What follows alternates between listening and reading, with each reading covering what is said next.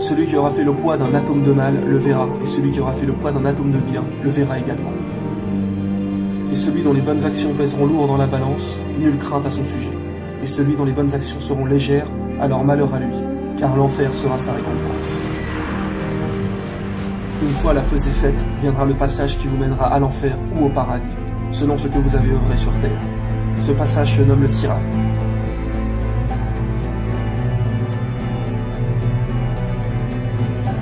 Il n'est pas un seul d'entre vous qui ne doive un jour aborder de front l'enfer. Ainsi en a décidé le Seigneur par arrêt sans appel. Nous sauverons ensuite ceux qui auront été pieux et y laisserons les réprouvés prostrés à jamais. Les gens arriveront devant le pont et commenceront à y passer selon la qualité de leurs œuvres. Certaines personnes le franchiront en un éclair. Et plus vous aurez été quelqu'un de pieux, plus votre passage se fera rapidement et simplement.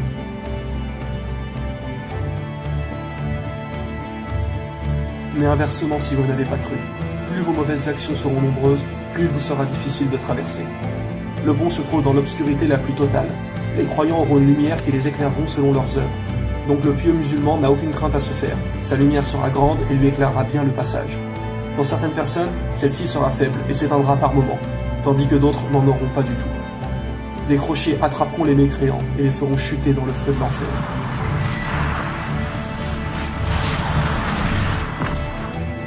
Beaucoup de gens n'ont pas voulu croire, ont crié au mensonge, ont été orgueilleux.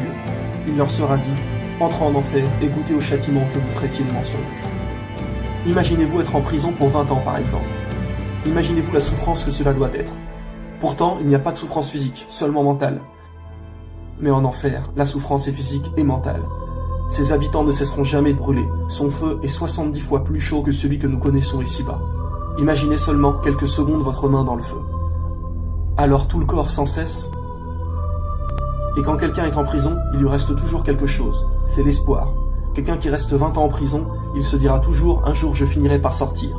Il y a toujours un but qui vous fait avancer, une lueur au bout du tunnel. Mais en enfer, ce n'est pas pour 20 ans, ni pour 100 ans, mais pour l'éternité. Imaginez un peu ne jamais en sortir. Quand nous subissons quelque chose, nous savons qu'il y a une fin. Alors nous avons toujours espoir, et cette pensée qui nous dit qu'un jour cela se finira. Mais en enfer, il n'y a pas de bout du tunnel, il n'y a pas d'issue. Allah nous dit que nos peaux seront plus épaisses pour bien brûler, et qu'une fois brûlées, ils nous donneront une nouvelle peau pour souffrir de nouveau. Cela est intéressant car nous avons découvert récemment que les terminaisons nerveuses sont dans la peau.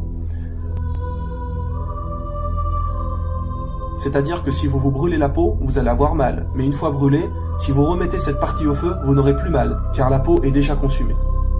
Et que nous est-il dit ? Certes, ceux qui ne croient pas en nos révélations, nous les ferons entrer dans le feu. Chaque fois que leur peau sera consumée, nous leur en donnerons une autre en échange, afin qu'ils goûtent au châtiment. Certes, Allah est puissant et sage. Réfléchissez bien à ces choses-là, car après, il sera trop tard. Au jour de la résurrection, Dieu demandera à celui des damnés dont le châtiment sera le plus léger. Si tu possédais tout ce que tu voulais sur la terre, tout l'argent du monde, le donnerais-tu pour te racheter ? Il dira oui. Et Dieu lui répondra, je t'avais pourtant demandé bien moins que cela. Mais tu as préféré t'enfler d'orgueil et ne rien savoir. Mais tu as préféré t'enfler d'orgueil et ne rien savoir. Tu as préféré t'enfler d'orgueil et ne rien savoir.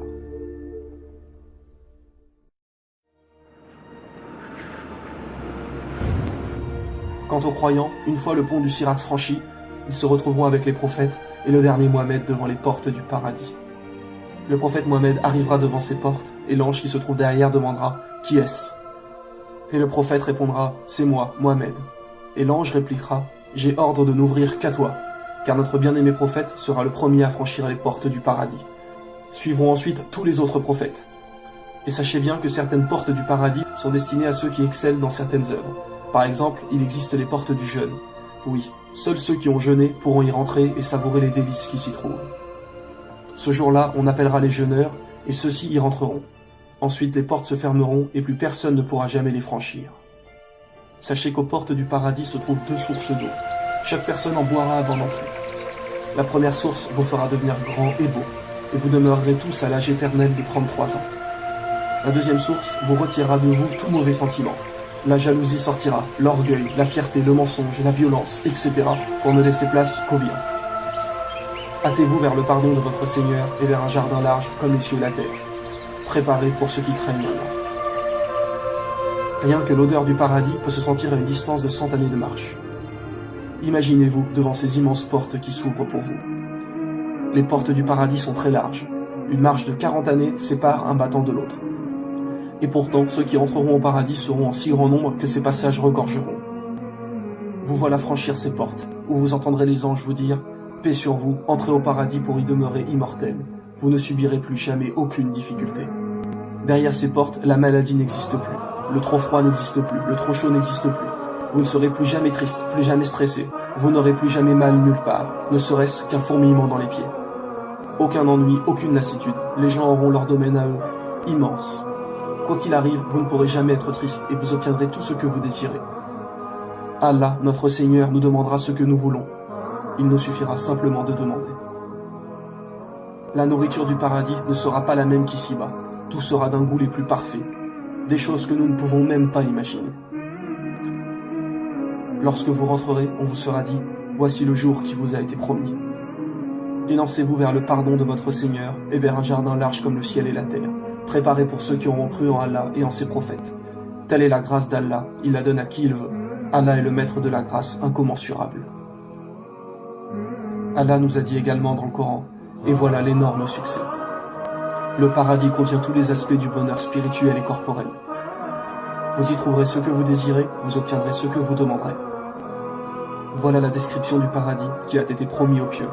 Il y aura là des ruisseaux d'une eau jamais malodorante, et des ruisseaux d'un lait au goût inaltérable, et des ruisseaux d'un vin délicieux à boire, ainsi que des ruisseaux d'un miel purifié.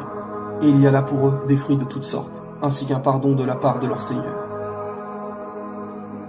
Gardez bien en tête qu'il ne s'agit là que d'un minuscule échantillon de ce que vous trouverez au paradis, et que Allah ne nous a dévoilé qu'une infime partie de ce qui s'y trouve.